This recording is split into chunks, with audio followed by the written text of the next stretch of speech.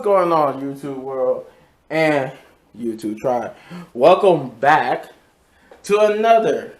Yes, I did do like the wrestlers do. I did a costume change since I didn't really have a shirt to properly do this review. I got this lovely Rick and Morty shirt on. So, Elimination Chamber 2022. Your tribal chief is not happy. The YouTube tribal chief is not happy on what he saw. Now, was it like super bad? Nah, I won't say it was super bad, but for an Elimination Chamber match and one of my favorite pay-per-views, yeah. So we started the kickoff show. There was a match at the kickoff show that was which was Rey Mysterio versus The Miz, and Rey Mysterio versus The Miz, and this was an okay match, and this match was I rather for them to have it on the regular show, but I don't know, time constraints, so this was moved as a pre-show match. But I feel like Rey and The Miz deserve more respect than that. But hey, it still was a good match. One of the better matches for the first time I think ever. I can say this, having watched a pre-show match. This was actually one of the good matches. And pre-show matches usually aren't that good, but this was one of the good matches of the night. But yeah, Rey Mysterio would get the win. Obviously, they trying to do this whole. They trying to do this about this lying, cheating, and stealing. Obviously, trying to invoke the memory of Eddie Guerrero, and how the Mysterios have adapted that moniker, and how they're cheering for it while the Miz is booed for doing stuff like that. But Miz tried to do something, it backfired on him. Didn't work out his plan. I think he tried to fake like he got hit by the chair from Dominic Mysterio. Dominic would be ejected, but it wouldn't matter because Rey Mysterio would end up getting a roll-up pin victory on The Miz. So, and then I think they all hit the frog. Like I said, honoring Eddie Guerrero, they both hit the frog splash on The Miz. This would also prompt Miz later on into the night while we're talking about it to do. He had a backstage interview saying that he basically was just a despiser. He basically hated how they basically won a match. Because he said it was basically a handicap match, but that he's going to get him a partner, and he had a perfect partner. Now, rumor has it might be the returning, possibly if he does return, Cody Rhodes. But also there's rumor that it's going to be Logan Paul. So I don't know. We got to see which way this goes. But on to the main card. The first match of the main card was Roman Reigns versus Goldberg. Now this wasn't a bad match. This was actually a good match. The problem I had with this match was the lack of offense from Goldberg. It was mostly Goldberg putting over Roman because Roman had the majority of the offense.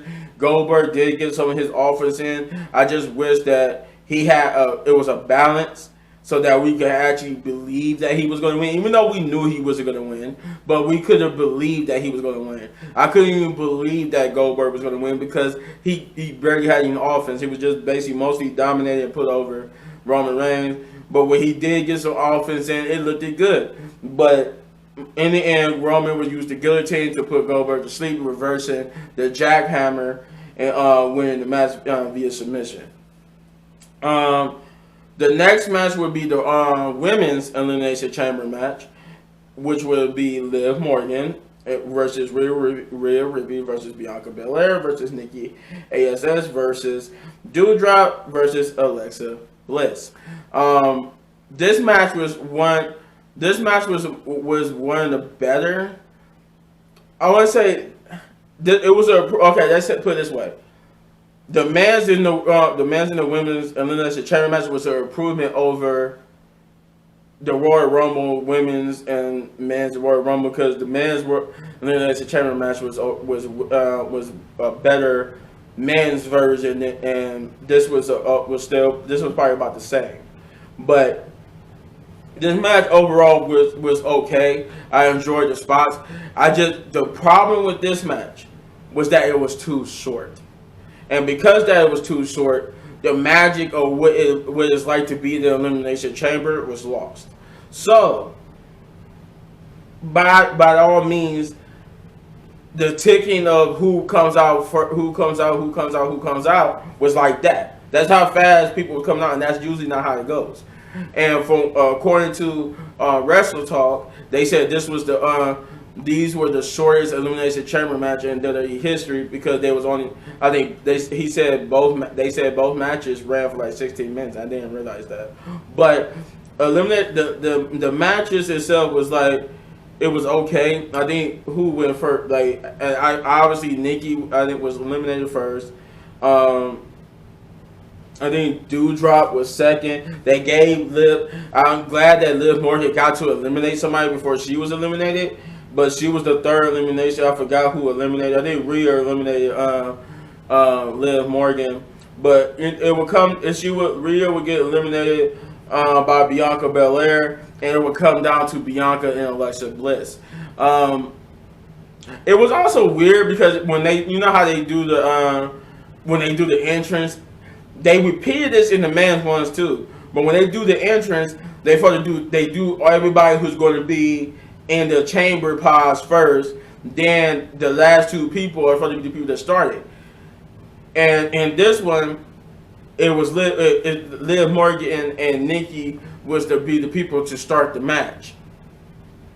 But instead, they got introduced before Alexa Bliss, and Alexa Bliss was the last person to be introduced, but she was the person who got to go into the pod, which was weird. Why would you introduce the two people that you usually never done that? That was another thing I found weird about this, but in the end, Nikki and Bianca had a good solid one-on-one for the amount of time they had.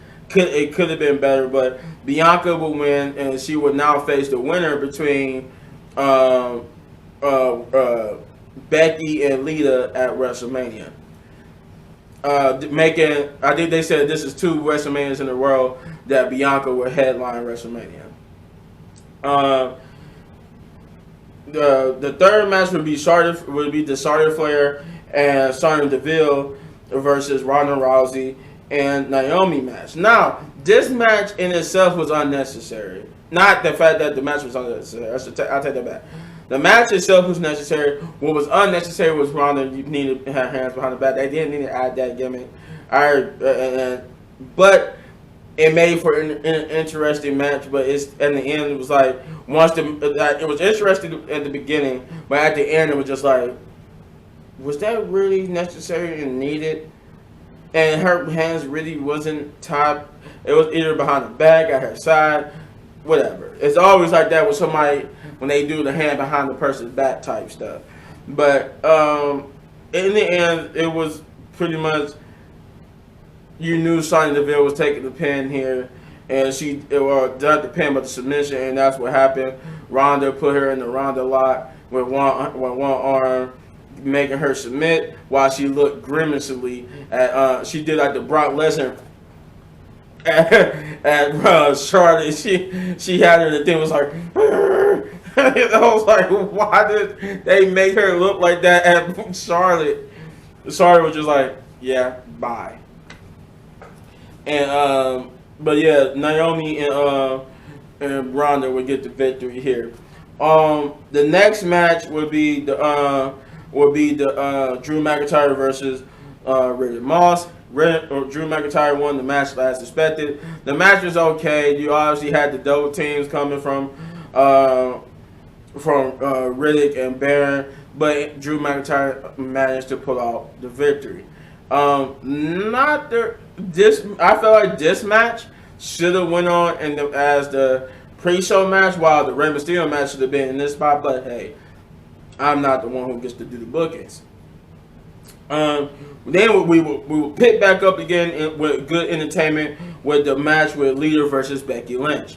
Now, this match was great. It was nothing bad about this match. My only disappointment was I'm a sucker for the older people having the newer belts. So I enjoyed this match, but I wanted Lita to win, knowing that she wasn't going to win. But I feel like Lita I couldn't say her name right. Lita and people like Trish and even maybe Melina have at least one good left run in them if WWE would book them right. And I think Lita, like Edge, shouldn't be like they should be able to win the championship. And I really do hope that Edge and Lita does eventually win one of the main titles, so we can actually see them before they finally hang it up for good. Them as champions, so we can get their what would they custom side plates look like. That's the whole point of why I want to see. I want to see what the side plate for Lita would look like, what the side plate for Edge would look like.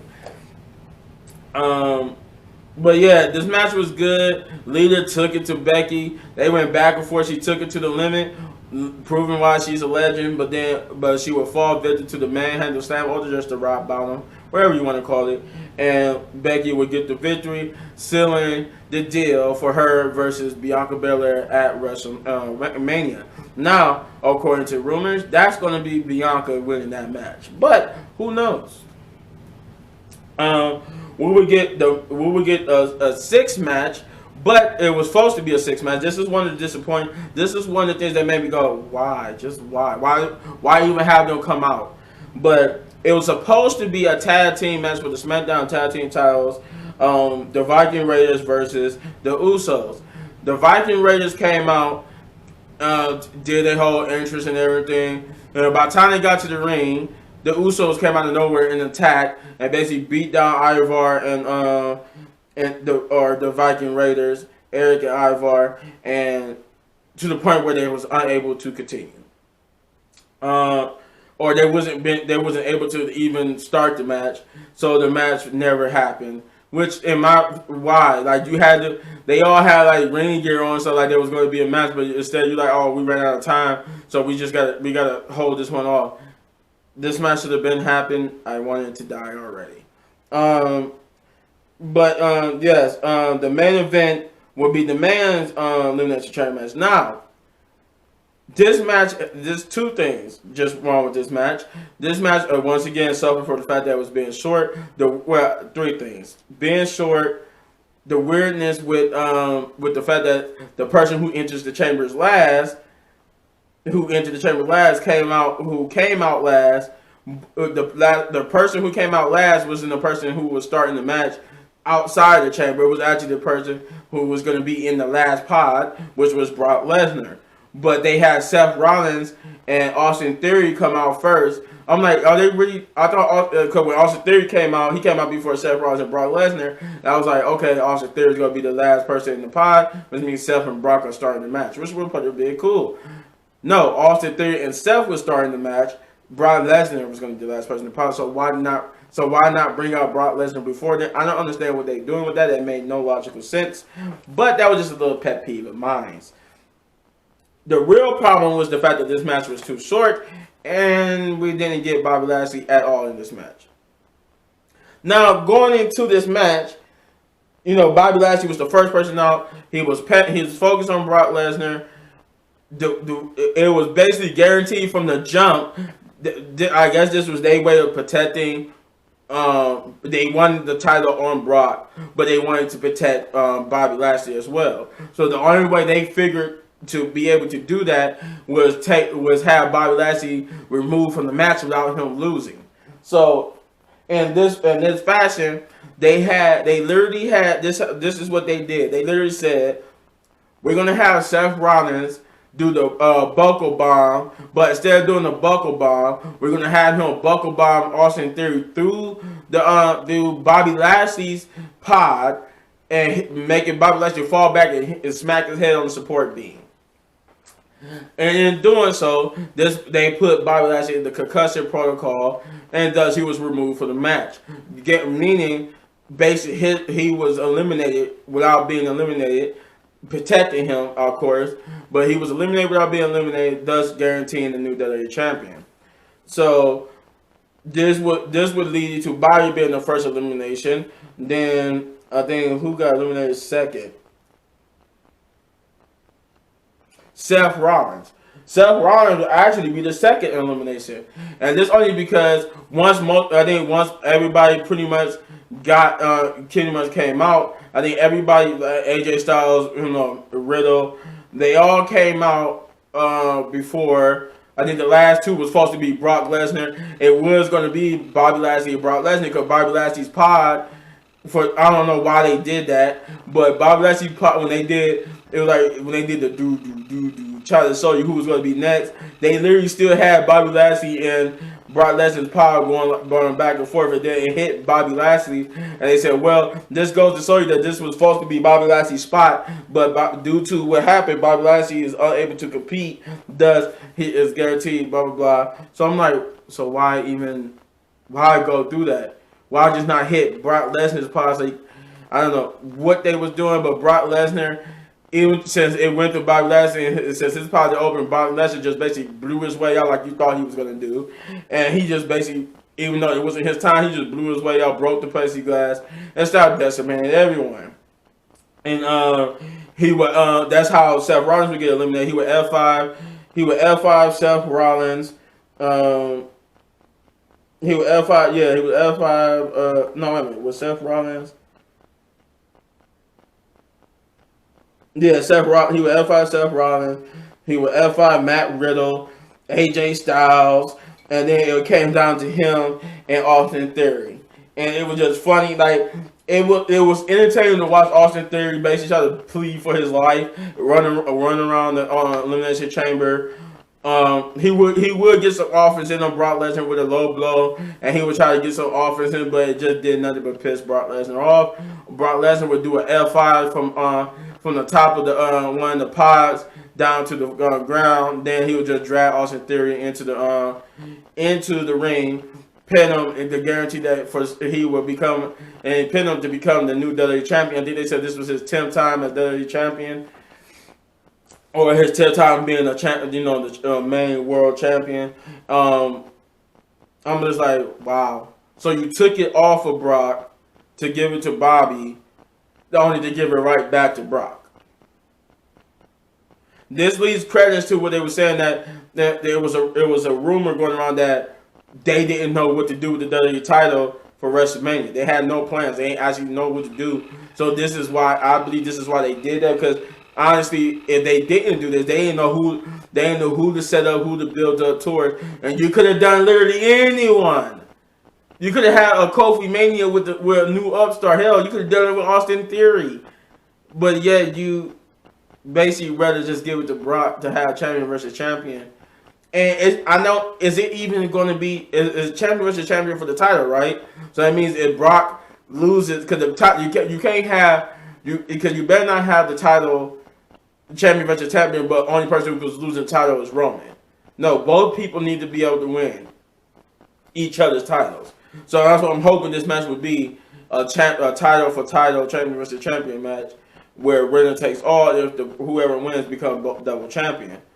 Otherwise, you basically screw. This makes Royal Rumble even worse if it's just a regular match and no one is beating him for the title. That makes this whole match even worse. But that's it. That's Elimination Chamber. As a whole, Elimination Chamber was not the greatest Elimination Chamber. And if I had to grade this anything, this would actually also get. I was going to give this a 6, but I give it 7 big ups. I give it one rating more than I gave the SmackDown one, because I still was entertained by the Elimination Chamber match, by Becky Lynch's match, by Roman's match. Not so much the Drew McIntyre match. I was even entertained with the Miz match because of the fact that the kickoff show match was basically a good match. It may be, the only match that was bad was the Drew McIntyre match. The Lita match was good. I hated the Ivar segment, so only 2 things I didn't like. But because it was enough entertainment for me, they get a 7 out of 10. Big ups. Yeah, I know this Elimination Chamber, but as a whole, like, honestly, I could have went like a 5, but I'm just because I was entertained. Like, I was going to give this a 5 because this was the worst. Even though I gave this a 7, which is in my book it was like good. And you know, seven being good, 8 being, I guess, no, 7 is okay. 8 is good. 9 is great, and 10 being awesome. So this was an okay pay-per-view. Elimination Chamber pay-per-views are usually usually 9s and 10s, but this was This was by far the worst, in my opinion, the worst Elimination Chamber pay-per-view match. But I could be wrong. That's where you come in. Let me know in the comments down below what you thought of this Elimination Chamber match. If this was the worst Elimination Chamber match of all time, or just the worst Elimination Chamber match to you, let me know in the comments down below. Or if you enjoyed this review so much you want to see more reviews like this, hit that button right there in the upper right corner for all of my WWE reviews. And as you like this video so much you want to support the channel, which I almost said earlier, all you gotta do is hit that like, subscribe, share, and hit that notification button so you get notified when I drop videos like these. And as always, hit any one of these videos for more of my amazing content. I think I gotta buy me some side plates. I'm gonna eventually buy me some side plates to put in here, because as you can see, I only got the WWE one, but I'm gonna eventually buy me some side plates to put in here. But yeah, peace out. I got some more gameplays for you guys. Yeah.